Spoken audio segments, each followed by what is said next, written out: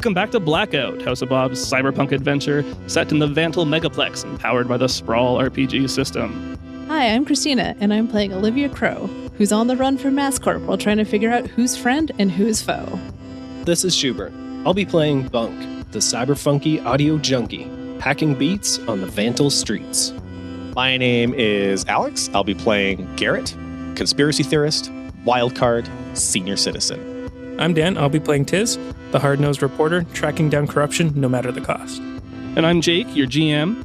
If you want to support the show, check us out on Patreon, give us a 5-star rating on Apple Podcasts, or just tell your friends about us. Roll on.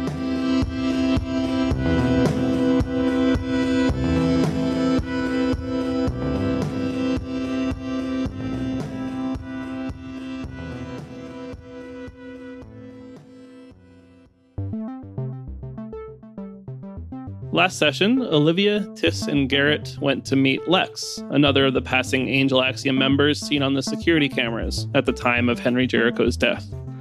The team threatened Lex into meeting them to answer their questions, but Lex comes prepared, springing an ambush with her allies in Napalm Harvest, notorious knife-wielding cyborg gang. O, T, and G fight off some goons before Lex steps in and stops the fight, agreeing to make a deal and give up some info about her boss in the Axiom, Octa Quinley.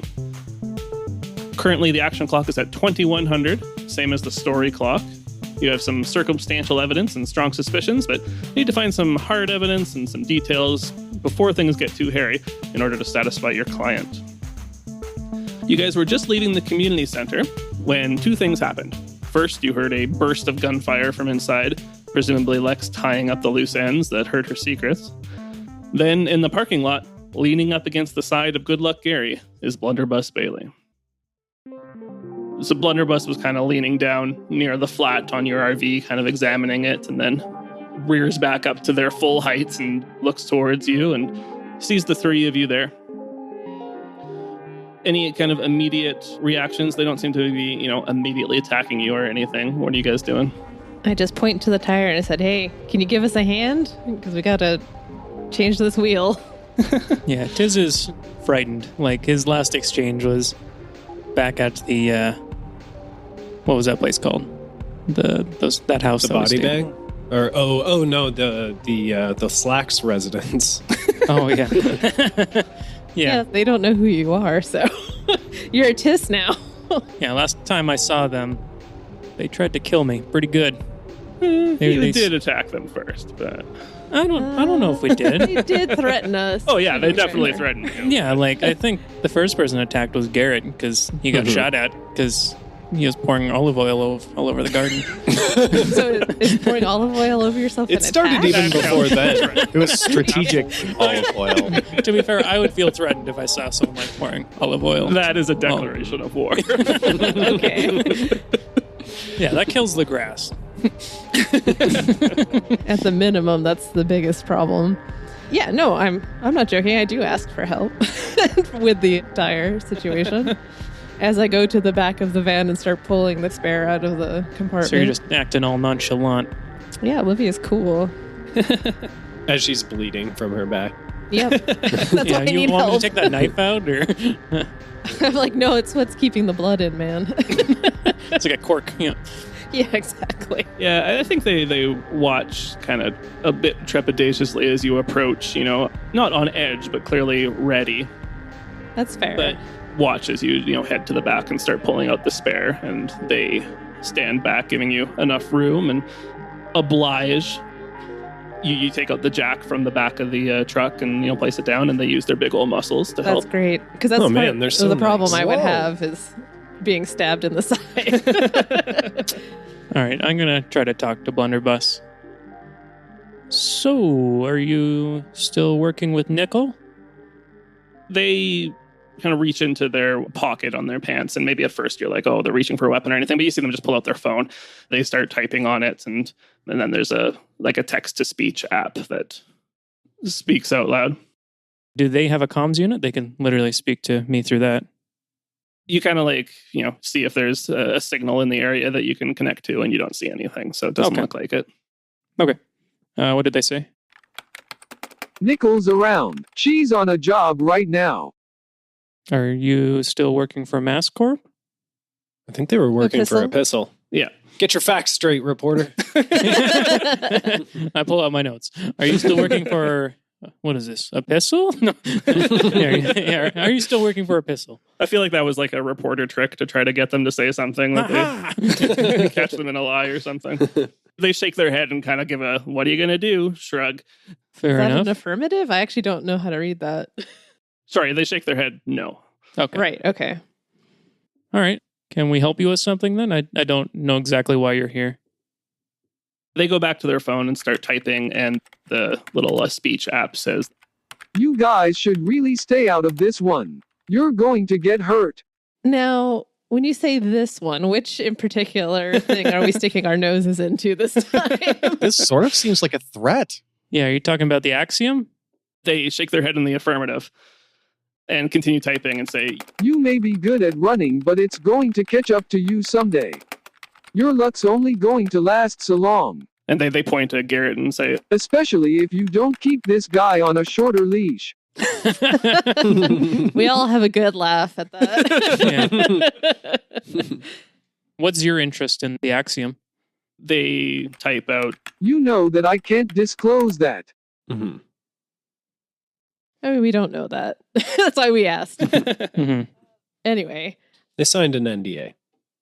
I mean, we're on it. We've been hired by a family member to uncover his murder, and you want us to just drop that? Sometimes the truth is better left unearthed. You don't want to go poking around where you're not welcome. Again. All right, I want to do a monstering roll on them, if I can. okay. I want to know how involved they are, basically. Like, if they're working for them, if they're just hired help, that kind of thing. Okay. Cool. Because they seem pretty vague about their connection. Yeah. Yeah. Okay. Well, sure. So I think like what you're asking is what, What's your interest in this, I suppose? yeah. Is that fine? Okay. We'll figure out how to interpret that, but you might as well roll your monstering either way. Well, I rolled an 11, and then I have a plus, so... And what's the 10 plus on a monstering? 10 plus, they tell you the truth, regardless of the consequences. So I'm going to ask, like, pointed questions, like, Mm-hmm. why? Why What, here? when, where? Why do? You go back a little more back and forth, asking questions of Bailey, and you do get the sense that it's not like they're working for the Axiom or even particularly care about them in any sense. It sounds like they're here for a job, probably unrelated to whatever you're doing, but that they understand how dangerous the Axiom can be. Oh, so they were literally looking out for you. They were just being nice. That's interesting. Giving you a in heads their up. usual threatening manner. They're being I'm wondering. nice. Yeah, I'm wondering if our two goals like intermingle or something. Like maybe Yeah, they that's what I'm are saying. doing. Yeah, We got to do a team up. Team Hey. up. I'd be cool with having Bailey on our team. I put my hand in the middle, ready for everybody else's hand to go in the middle with mine. Yeah, 3 cheers. I don't hear you, Bailey. Ask them if they want to form an alliance. Yeah, that's what I'm trying to do here with my hand out. I'm like, let's do this together, Bailey. Yeah, are you interested in helping us? You're tough and we're stupid, and you can probably use that to your advantage. Meat shields, as they call us. They type out again. I think honestly I've helped you more than I should already. That's probably true. Well, maybe we can do you a favor then. They think about it for a bit and reply, You'll make my job a lot easier by staying out of it. That's the one favor we can't grant, unfortunately. and Yeah. then they nod understandingly and say, I figured. Yeah, we can't really let this murder go without consequences. Your conversation continues for a bit, and at this point, the tire has been swapped out, and Bailey releases the jack. And they kind of look at their phone and seem to be, considering something, and then they give you a wave, Back to work. and they start heading into the community center. And I shout Oh. behind them, keep in touch. They just kind of wave. The community center full of dead bodies. Yeah. At least a couple dead bodies in there. Yeah, not full. And and Not and at there's- capacity. Yeah, That could dead always bodies be and more. Razorface. Can't forget Razorface. Let's just go, Olivia suggests. We know we have a name now, and Mm-hmm. we have a general idea of where they are. So maybe we can hit up an Axiom meeting. And I'm stabbed, so Hey, me let's too. Deal with Stab that. buddies. Let's, Yeah. rub our wounds together. Well, let's get the hell out of here and then fix ourselves up. All right, I'm gonna burn some donuts in the parking lot and then peel out. Sick. You guys pile back into the RV. Where are you heading? Back to base. This is our base. You're in the base. I don't even move then. I just roll out the awning and we just set up camp in this parking lot. No, I think that's a terrible idea. Might want to leave the scene of the crime. Yeah. Yeah, I take out the barbecue and Maybe let's go park out in front of the theater. Oh, that's far away from here, isn't we it? could. That's not a bad idea. We could just do some surveillance tonight because it's probably too late to go to a meeting. At least Mhm. I got the impression it was late at night. I don't know if it is or not. Yeah, That's what I thought too. Yeah. It sounds like we just want to go to like a chill place to park Yeah. Sure. for the Yeah, night. that's fine. If you wanted to do something particular, great. But if you're just trying to find a spot to camp out for the night, then Yeah, and Mhm. do some research on this Octa. Mhm. There's probably like a spot underneath an underpass and a disused bridge or something, and you pull up and cut the lights and pull out the EMT kits. Yeah. Apply first aid is a cool check. On a 10 or higher, if their harm clock is 2100 or less, you can reduce the harm by 2 segments. The EMT kit can do it at any level, so it ignores that 2100 restriction. Okay. On a 7 to 9, you only get to reduce the harm by 1 segment. And if it's still at 21 or higher, then they take -1 ongoing on rolls until they receive proper medical attention. But that's not the case for either of you. So on a 7 up, you heal 1. On a 10 up, you heal 2. All right. I'll try Olivia first. I got a 7, so you get 1 back. 10 for mine, so I heal back my 1 though. Yeah, you should have healed yourself first, really. It would have made more sense. Yeah, you always put your mask on first before you help someone else. I think this is a good time for Bunk to rejoin the crew. Oh, yeah. He's been out grabbing food, so he comes back Nice. with we a needed bunch it. of sandwiches. Nice. Yeah. Cool. That'll heal my wound. Actually, I'm I'm, hungry. healed. Yeah. I mean, it does in video games. Does That's it not true. in real life? Yeah. Get a bunch of sandwiches for the crew, and then I hear you guys talking about research, and I'm like, you guys want me to do some research? Hell yeah. Because I can do some research. I can do some crazy research. We got a name, buddy. And it's Octa Quinley. Okay. Octagon Flim Flam. Yeah. Got a name and a place. You can Yeah. search that one, Garrett. Oh, yeah. That's where I've heard that name. It sounded familiar. I heard it on Yeah. Burn Nightly. On Burn Yeah. Nightly. Octagon Flim Flam. Apparently they were on there, but I don't know if I would say what they say is true, but at the very least, their power is much bigger than that episode would make you believe. Oh, I it's don't know. definitely both of them. It's definitely that they're powerful and also that they were not telling the truth. I don't know, because Garrett told me to plug my ears when the Octo Quinley person was talking. So It's because they were That's lying. weird. I just heard what Burn said. Oh, so you just were unplugging and plugging your ears again? Mm-hmm. Well, this is your chance to listen to that episode unfiltered.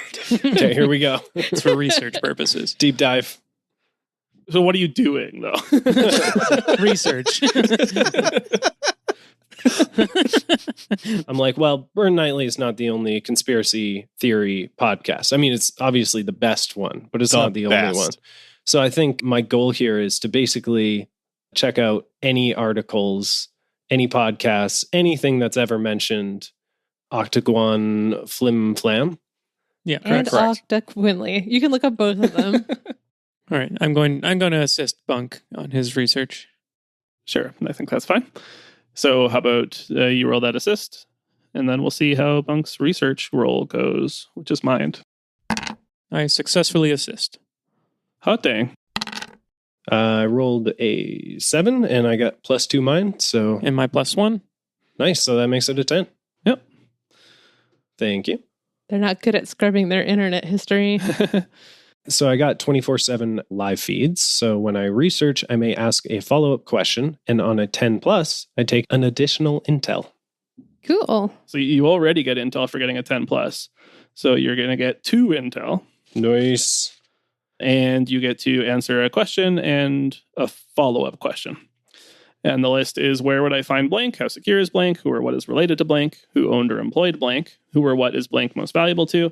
Or what is the relationship between blank and blank? Okay. So I feel like the things we want to know are basically like who is higher up than Octo Quinley, right? Like, who is Octo Quinley's boss? So you can do who employed Octo Quinley. Yeah. So that'll be one. Who employs Octo Quinley? Where would we find Octo Quinley is the other one, I'm thinking. That might be a good one for us to go to a meeting where they are actually there. Mhm. And maybe what's the relationship between Octo Quinley and Harry Jericho? Because, I mean, we know that they were doing a podcast, but like how close did they get? That kind of thing. Right. I guess all we know so far is that Octo Quinley ordered a hit Yes. on him. So we know the relationship, but we don't know, like, We don't know the relationship previous to that. Like, he got in somehow Mhm. got close enough to something that was a big deal. Right. Not just like, I'm sure there's a bunch of podcasts, just like Burn, who's not getting a hit put out on him. Well, all the time, but no one's going to cash in on it. They don't want to make him a martyr. Yeah. Didn't we review the recordings earlier? Mm-hmm. Yeah. No, you'd listen to the episodes that had aired, Right. Mhm. which didn't give you much because it was kind of just during the lead up. You had talked about going to his place to investigate further, but haven't done that yet. Oh, yeah. Oh, Right. okay. So That could be something we do before the meeting. Mm-hmm. Yeah. So, sorry, I get 3 questions. 2. Okay. So it's who employed Octo Quinley and where would I find Octo Quinley? And I got 2 intel. You dig through a lot of the axioms, like customer facing media, if you will, the videos that they put out and the brochures and pamphlets and the blog posts and tweets and that kind of thing. And one person that you do see Octa with quite a bit is one of the pastors in the axiom. And his name is Dimitri Genova. Now, I mean, what the details of their relationship is harder for you to say, from just what you can access publicly, right? But it seems like he is in kind of charge of that congregation that Octa always seems to be part of. Okay. So is he like a pastor or? Yeah, a pastor, a preacher, what So have you. he's like Right. local congregation level. He would visit a lot of the different churches, I suppose, of the axiom. So he's in charge of like a whole area's worth of churches. Like a bishop. Sure, yeah, district preacher, I guess. Right. Okay. But he's not the final boss. He's not the head of the Passing Angel Axiom, as far as we know. As far as we know. Yeah, as far as you know. Where's she at? Like, you already know, the places where she'd be likely to show up, Mhm. which is at the various congregations. But you could also find out with this role, basically what her likely schedule would be, at which of these events she would be likely to show up and when. Yeah. So you're not wasting your time at one that she just doesn't happen to be at. Mhm. The kind of closest and soonest place where she would be is that there is a multi-faith chapel here in Puget Sound where, she's scheduled to do a talk in, let's say, 3 or 4 days' time. Let's say 3 days. Why make it ambiguous? Sounds good. Okay. I don't know. Are we ready to go to the congregation? No, I want to go to his place first. Whose place? Jericho's place.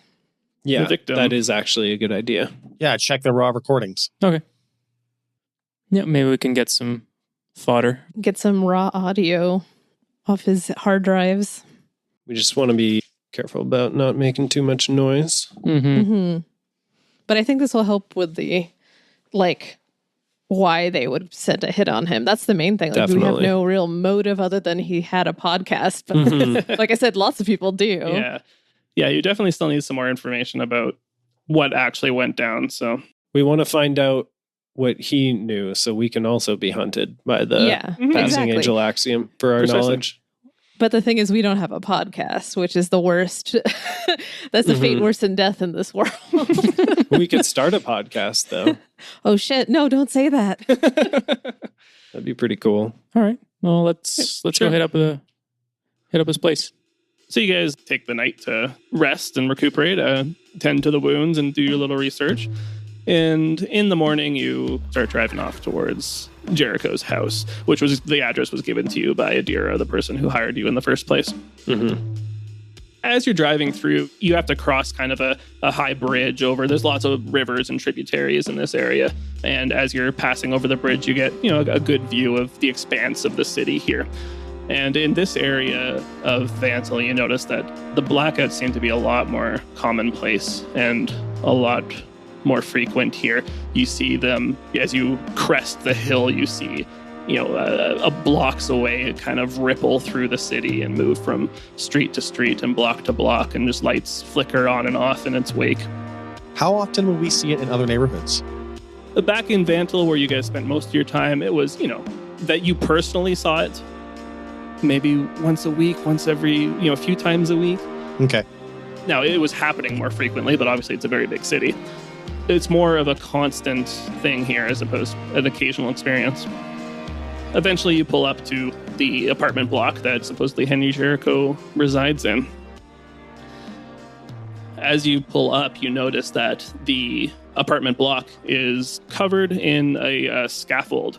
Kind of like when a construction company sets up those fences around a construction site. There's a construction barrier along the outer perimeter with a big Cadabra logo on the side. And you see a bunch of heavy equipment here. Looks like construction and demolition equipment. And you see a few construction workers milling about and chatting with each other. And one of them is on the phone having a heated conversation with someone on the other end. And that's what you see.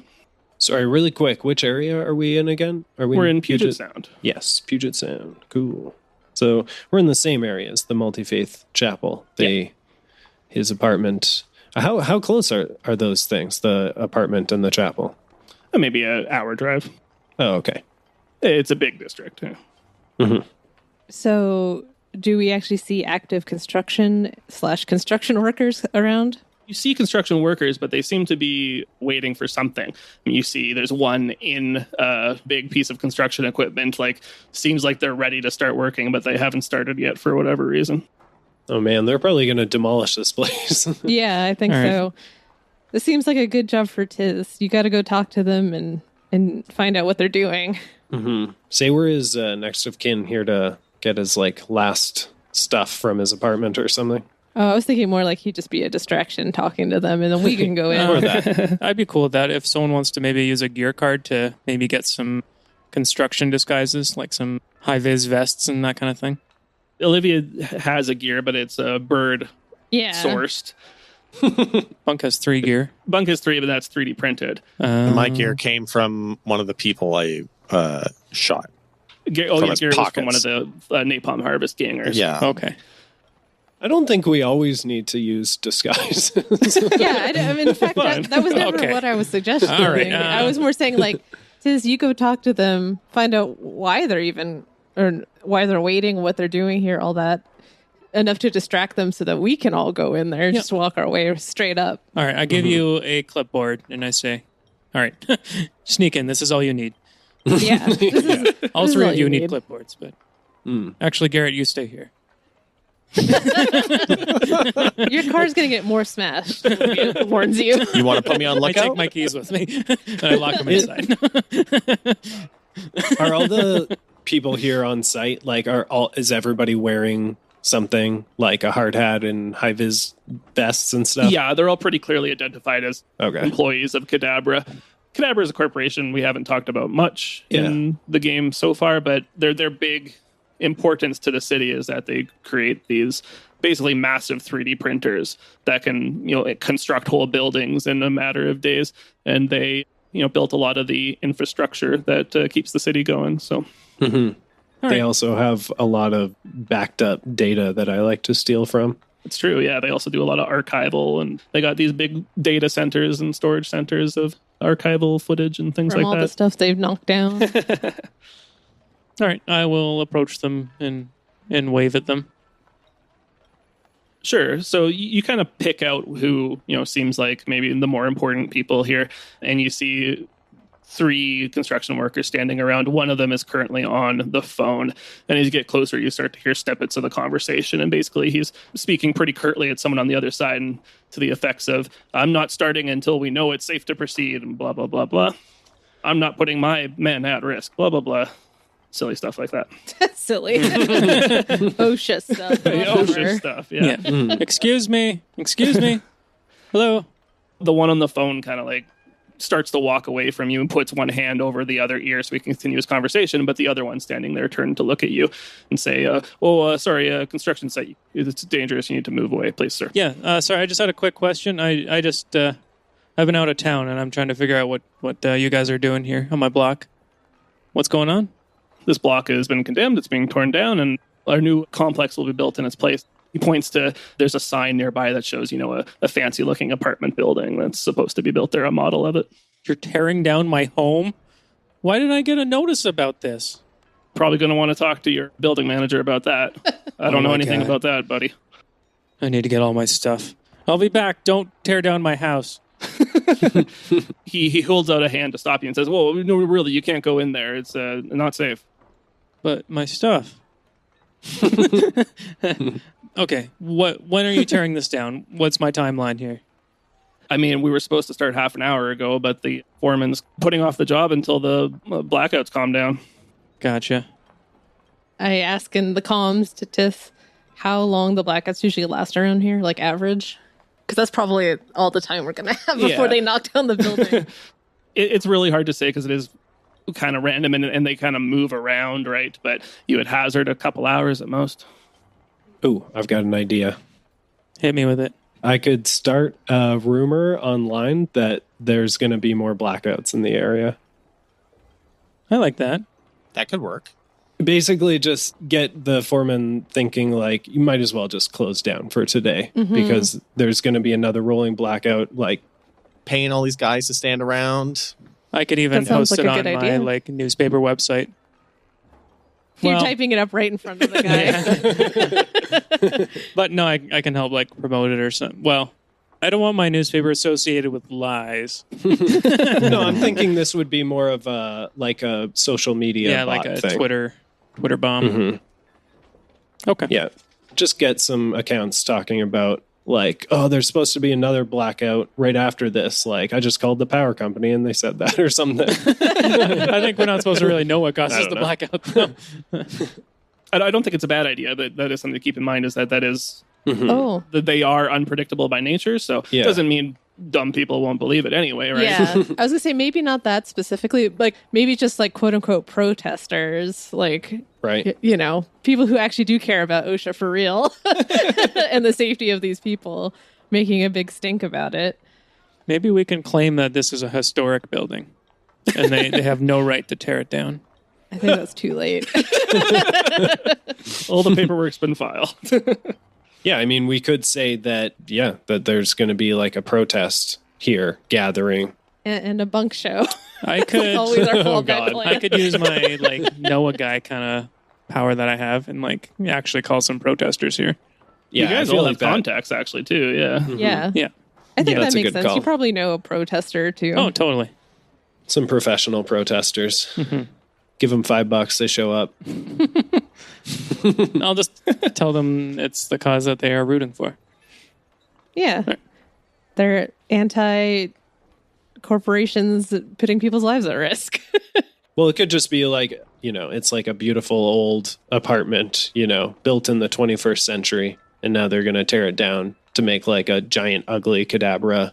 Can't even imagine what a beautiful apartment building made in that time period would look like. It also got condemned. It's beautiful to them because it's old. Yeah. Okay. So are you going to call in a contact then or just do a roll for it? Well, you'll do a roll either way, but... Yep, I will call up a contact. So you're using I know people. Yeah, I took that extra ability from... I can't remember what class that was. That's from the Fixer class. I've got the same move. Yeah. It's a good one.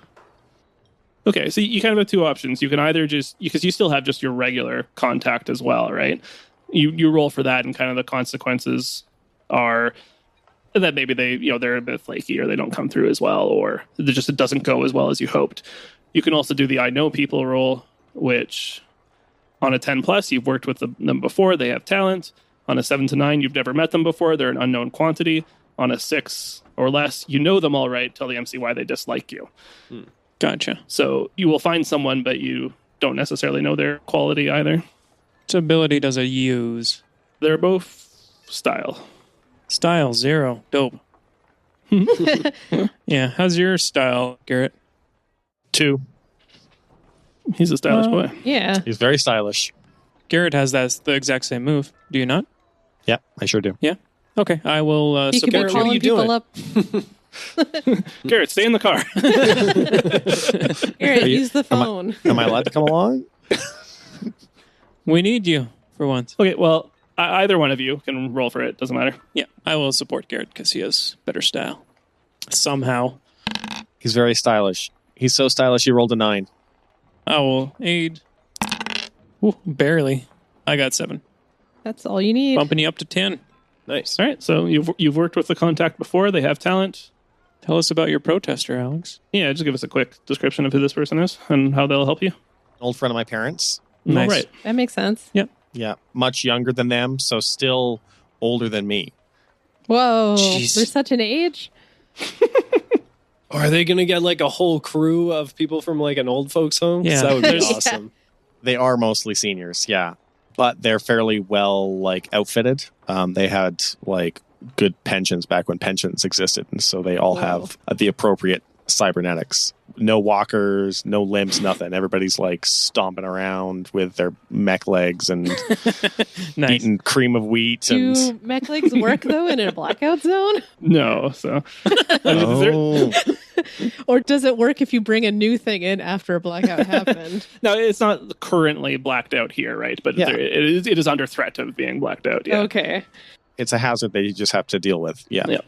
So a friend of Garrett's folks, was he actually a member of People First, the same activist group, or? Yeah, he was. Okay. But he started his own spin-off group. Well, Called these are people, too. Geriatrics Against Gentrification. That's it. That's exactly it. Gag. GAG. Well, that's canon. Don't destroy this building. It's old. Like me. Like me. Yeah, that's why they like it. I remember this building. Sure, when it's it was hideous, but still new. So the are rotting we. support beams are like my crumbling bones. Rotting away. Yep. Oh, boy. Maybe they should condemn it. no, yeah, it wasn't built to last. Does this person have a name? His name was going to be Carl, actually. Is he junior?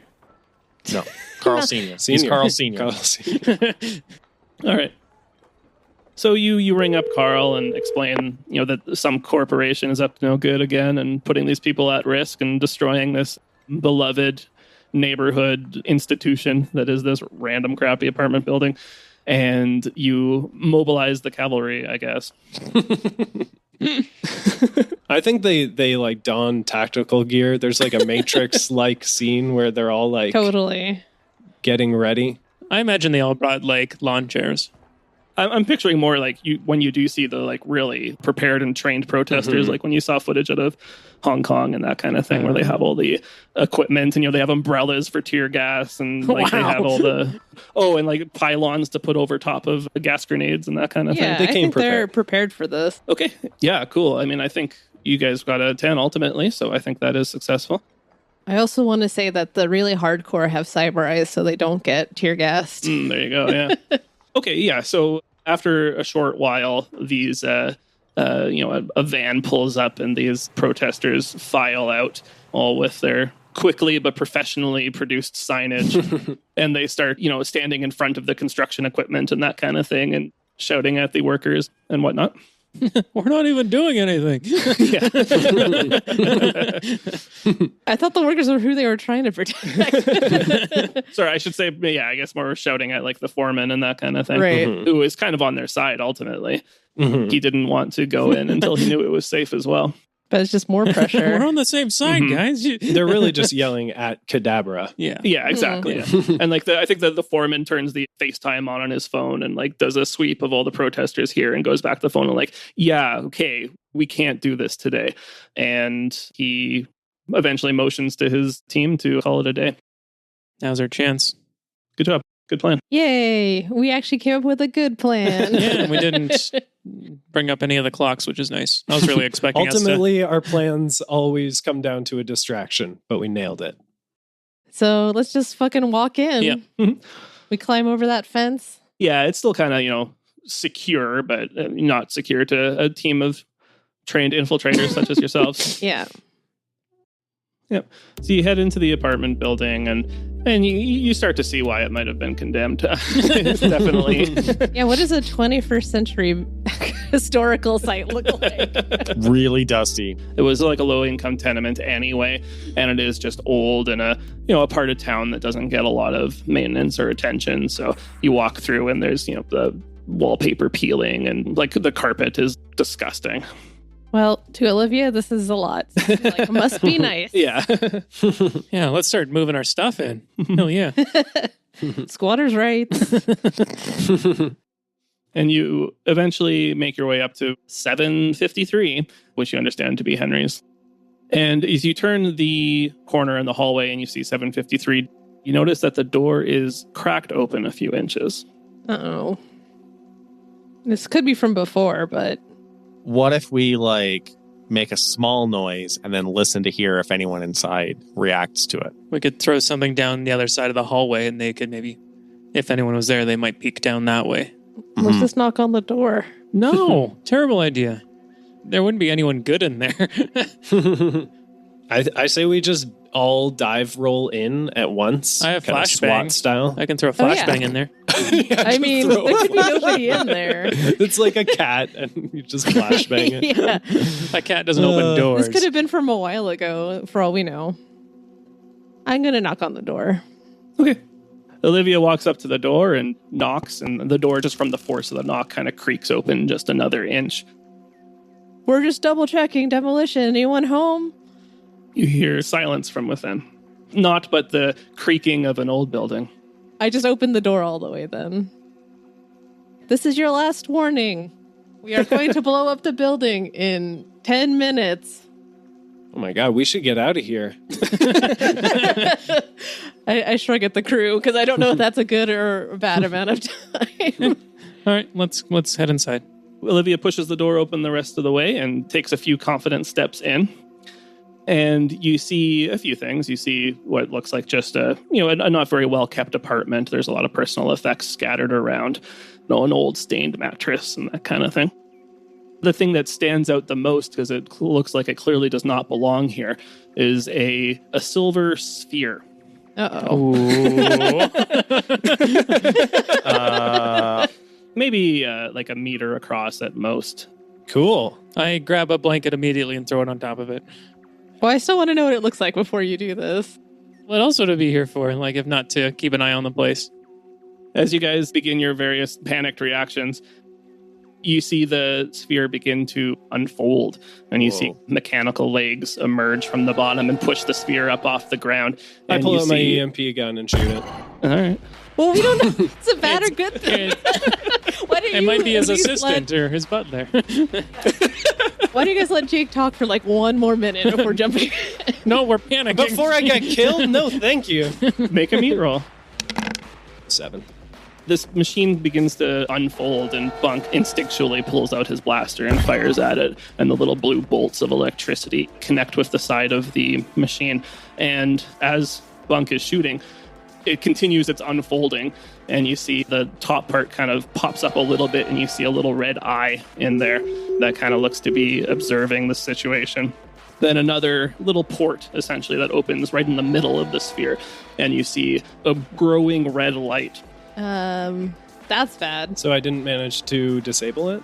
Well, how about you choose your two consequences? One is you make too much noise, advance the mission clock. One is you take harm as established by the fiction. One is an ally takes harm as established by the fiction. And the last one is something of value breaks. You can give me harm because I was doing the blanket thing, so I might have got a little shock from throwing the blanket on top because you decided to shoot it while I was doing nobody discussed what was going on. You were right beside it when I just whipped out my EMP gun. Yeah, we have different priorities. I went blanket, you went gun. Different kind It's of an gun. EMP gun to disable robots and stuff. Yeah, but I have a bunch of electronics in me, so it would hurt me. So yeah, my objective is to disable it. I choose to. So Tis takes harm, and I guess something of value breaks. Okay. I feel like this thing is probably something of value. Okay, so that red light in the center of the sphere, it begins to intensify and grow in strength. Then you hit it with a little blaster, and you see the leg kind of short out, and it falls onto its side. And as it does, a beam of intense red light shoots forward from the sphere, burning a hole through the wall. Oh, God. It lands on its side and kind of rolls a little bit, and this beam shoots across the side of the apartment, burning a hole into the wall. Oh, my God. And you see it cross over where Jericho's desk was. I was worried about that. And you see he has his terminal on the my side, God. and it just burns, cuts a hole right through the middle of his desktop. Oh, Hey, man. that's not my fault, guys. This is totally not It's my not your fault. fault. Okay, but that thing was going to kill us, so... I would have done Yeah. the same thing. This is a lot better than being cut in half. At the same time, Tis was trying to charge at it to throw this blanket over top of it, and some of the discharge from the EMP blaster messes with his systems a little bit. So you don't take any harm on it, but you'll roll what's called a S harm, like stun harm. Okay. So you just roll the harm move +0. I got a 4. Cool, perfect. There's just this little tingling sensation through your arm as the discharge from the blaster washes over you, but you shake it off soon enough. Then the red light on the front of the sphere dissipates. The little eye that was looking back and forth turns dark, and the legs go limp on the ground. It's the worst robot butler I've ever seen. Robotler. I mean, it was protecting this place. I go walk over to the terminal, and I try to see if any of it is salvageable. Yeah, it's a hard drive cut in half.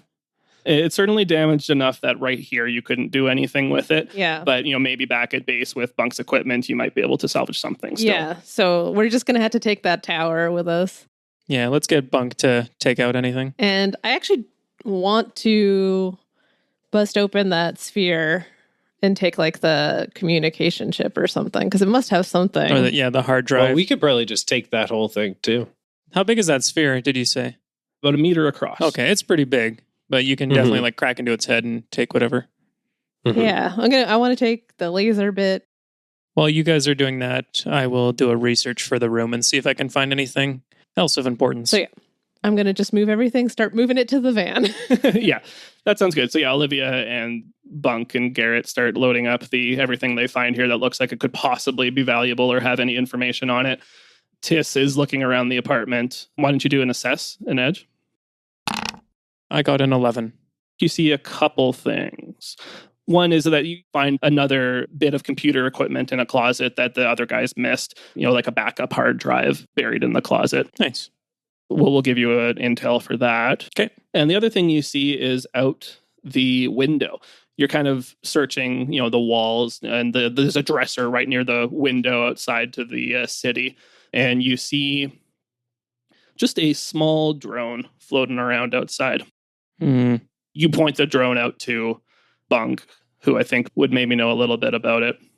A drone that maybe like a particular company uses or something? Exactly, yeah. Yeah, and indeed you find that it's a Pistol branded drone. It is the Aloha spotter drone. We just wave at it. I'm going to close the blinds. Yeah. You close the blinds, and as you do, Bunk explains that this is a drone that is designed to sync with smart rifles, right? So it's like a spotter assist for a marksman. Well, the first thing didn't kill us, so somebody else is trying to. And I'm standing in front of the window closing the freaking blinds. Yeah. We'll conclude that in 2 weeks. Thank you for listening to this episode of The House of Bob. If you enjoyed the show, we'd appreciate it if you could give us a review on Apple Podcasts. It's a great way for other people to find the show, and more people can join in and enjoy the content.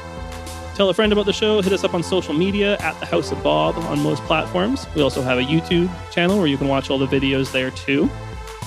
If you'd like to support the show, consider checking out our Patreon. We've got at least 25 hours of bonus content. There's director's commentary, one-shots, RPG zines, and we do a monthly blog post with RPG content. I'd like to thank our existing patrons, Volt, Tom Wesley, Mike from Tales from the Glass-Guarded World, Scooter Emerson, Robert, Ray Kearney, Luke Conroy, Kieran Duffy, Keith Haddad, Josh Jordan, Jessica, Bluckett12, and Jessica Colvin. If you've had a name change or I've just been pronouncing it wrong, please send us a message or an email so we can correct it for next time. Artwork was by Sean at Sean Makes. Audio production was by Alex of Astronomic Audio. And the music was by John Julius, licensed under Creative Commons by Attribution. Thanks for listening to the House of Bob. Have a great day and roll on.